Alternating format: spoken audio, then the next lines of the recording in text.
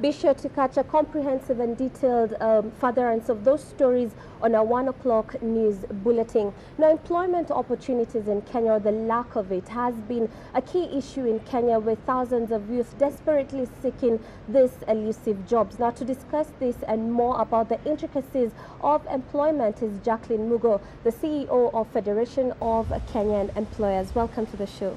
Thank you. First things first, let's begin with someone who has no idea what FKE is all about.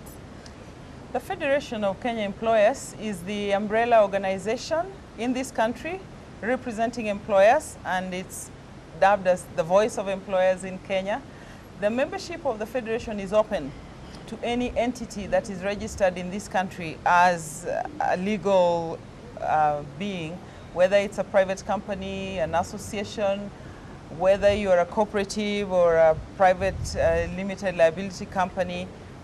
The membership is open as long as you're not in the civil service or in the armed forces.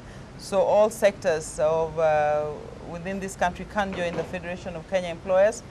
The process of joining is fairly simple. You just have to apply to us, and you'll go through some element of vetting just to ensure that you're legally registered in this country, because we are very keen to see that entities that are operating in Kenya do follow the law and aware of their legal obligations, and that their hiring processes are also in line with the laws that are set in this country.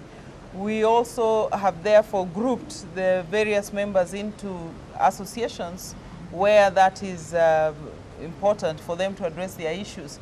So we have employers that belong to the agriculture sector, whether you're in the flower sector or in the sugar sector or in the tea sector, you have an association. And we have about 14 different associations to which members belong. But we also have individual members for companies that do not necessarily fit into an association of that nature. All right, quite interesting that you've said there are guidelines that you make sure, FKE makes sure that employers do follow certain regulations when they're hiring. What happens, say maybe I'm in an interview and I know there's canvassing that has gone on. Can I report to FKE of such menace? You can report to the Federation, and the Federation also represents employers on various forums where policy decisions are made. So we have an input into the governance instruments and the standards that are required. We are very keen to see that corporates practice responsible businesses, and we have produced guidelines as a Federation of Kenya Employers to guide industry to know what the international standards are and what best practice is, so that they follow that. As a federation, we would require you to follow our constitution, which says first and foremost that we believe in fair labor practices and we recognize the law of this land. So you cannot be a member of FKE unless you commit yourself to follow those tenets which are in our instruments of governance. All right, so being a member is optional. Yes. Okay, in terms of following guidelines, and since it is a choice for the employer, what do you do in circumstances where there's really a lot of abuse, probably say by an employer? I know you cater for the employer's rights, but what happens in such instances? It's interesting. I've worked for the Federation for about 15 years now. I've never had a situation where an employer is brought to us as having flouted the law. There are instances where perhaps an employer does not fully understand what the law says, and that would then be discussed between that employer and his employee representatives with a view to finding out what the right thing is. We have negotiations which we do with unions and solution of disputes and conflicts that arise. On a day-to-day basis, members come to us with union representatives to discuss emerging issues.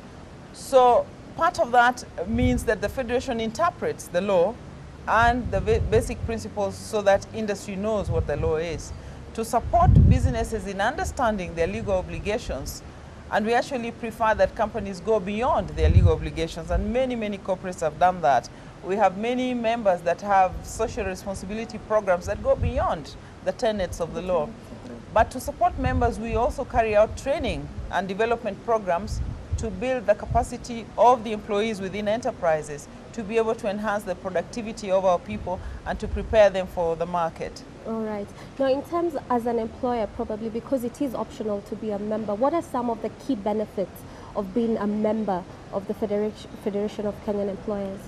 The Federation is a knowledge hub for anyone starting a business in this country, we'll be able to tell you, first of all, what the legal requirements are and the process of registration, and facilitate that if there is need.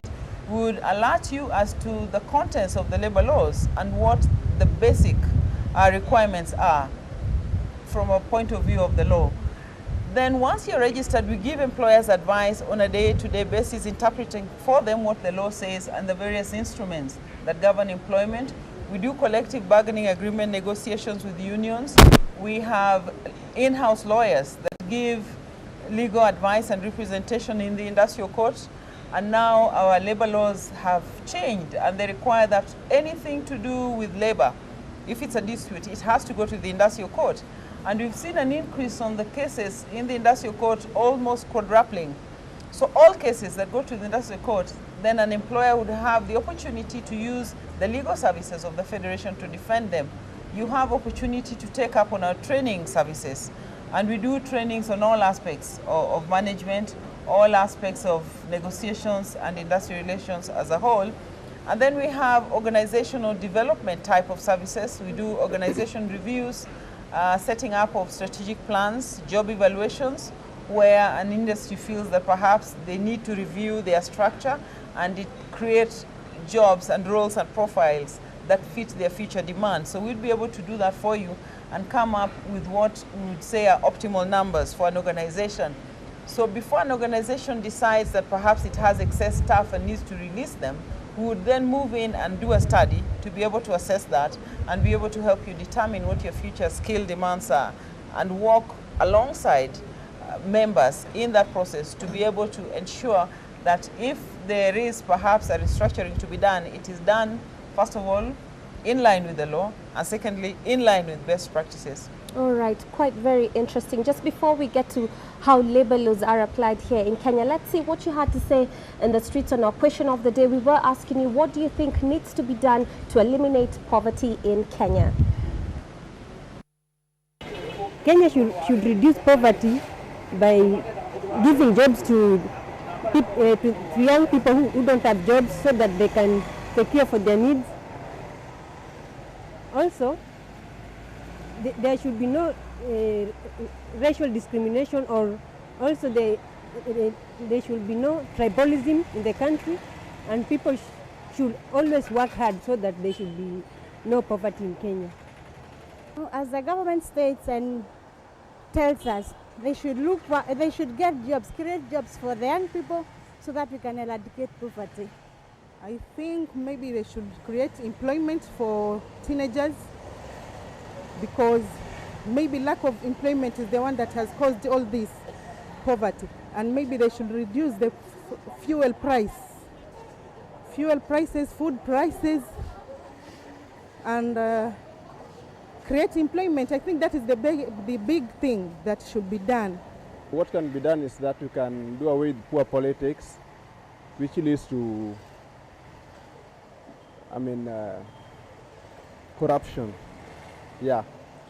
And another thing, we should consider the small market operators, small business operators who are working along the streets. We should allocate a given place for them to do their business in a proper way. Umaskini Kenya haiwezi pungua kwa sababu ya sera mbaya, wanasiasa ambao wanatengeneza sera mbaya kwa madhumuni yao wenyewe. Kwa hivyo inakuwa ngumu